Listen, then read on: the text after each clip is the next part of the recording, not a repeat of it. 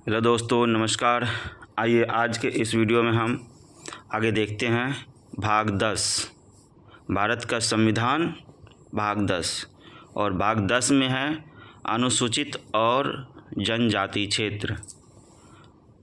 यह भाग स्टार्ट हो रहा है अनुच्छेद 244 से। आइए देखते हैं इस भाग में क्या है।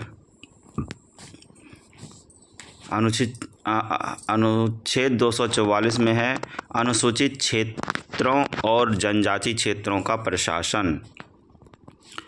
5वीं अनुसूची के उपबंध असम, मेघालय, त्रिपुरा और मिजोरम राज्यों से भिन्न किसी राज्य के अनुसूचित क्षेत्रों और अनुसूचित जनजाति के प्रशासन और नियंत्रण के लिए लागू होंगे।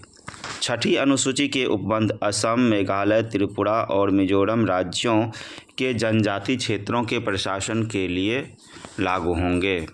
अनुच्छेद 244 को असम के कुछ जनजाति क्षेत्र को समाविष्ट करने वाला एक स्वशासी राज्य बनना और उसके लिए स्थानीय विधानमंडल या मंत्रिपरिषद का या दोनों का सृजन। इस संविधान में किसी बात के होते हुए भी संसद विधि द्वारा असम राज्य के भीतर एक स्वशासी राज्य बना सकेगी, जिसमें 6ठी अनुसूची के पैरा 20 से संलग्न सारणी के भाग 1 में विनिर्दिष्ट सभी या कोई जनजाति क्षेत्र पूर्णतः या भागतः समाविष्ट होंगे और उसके लिए उस स्वशासी राज्य के विधानमंडल के रूप में कार्य करने के लिए निर्वाचित या भागतः नाम निर्देशित और भागतः निर्वाचित निकाय का या मंत्रिपरिषद का या दोनों का सृजन कर सकेगी, जिसमें से प्रत्येक का गठन, शक्तियाँ और कृत्य वे होंगे जो उस विधि में विनिर्दिष्ट किए जाएं। खंड 1 में निर्दिष्ट विधि विशिष्टताएं। राज्य की राज्य सूची या समवर्ती सूची में प्रगणित वे विषय विनिर्दिष्ट कर सकेगी जिनके संबंध में स्वशासी राज्य के विधानमंडल को संपूर्ण स्वशासी राज्य के लिए या उसके किसी भाग के विधि बनाने की शक्ति असम राज्य के विधानमंडल का अपवर्जन करके या अन्यथा होगी।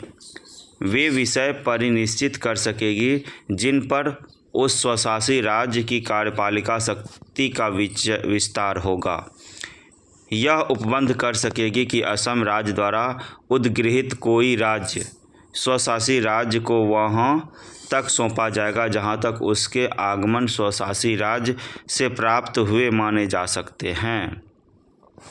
यह उपबंध कर सकेगी कि इस संविधान के किसी अनुच्छेद में राज्य के प्रति किसी निर्देश का यह अर्थ लगाया जाएगा कि उसके अंतर्गत स्वशासी राज्य के प्रति निर्देश है, और ऐसे अनुपूरक, आनुषंगिक या परिणामिक उपबंध कर सकेगी जो आवश्यक समझे जाएं।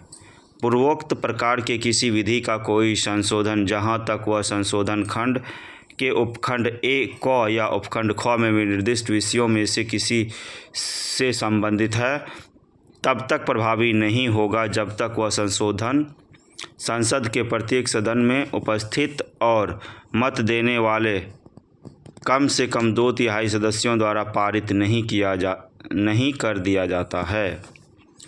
इस अनुच्छेद में निर्दिष्ट विधि को अनुच्छेद 368 के प्रयोजन के लिए इस संविधान का संशोधन इस बात के होते हुए भी नहीं समझा जाएगा कि उसमें कोई ऐसा उपबंध अंतर्विष्ट है जो इस संविधान का संशोधन करता है या संशोधन करने का प्रभाव रखता है।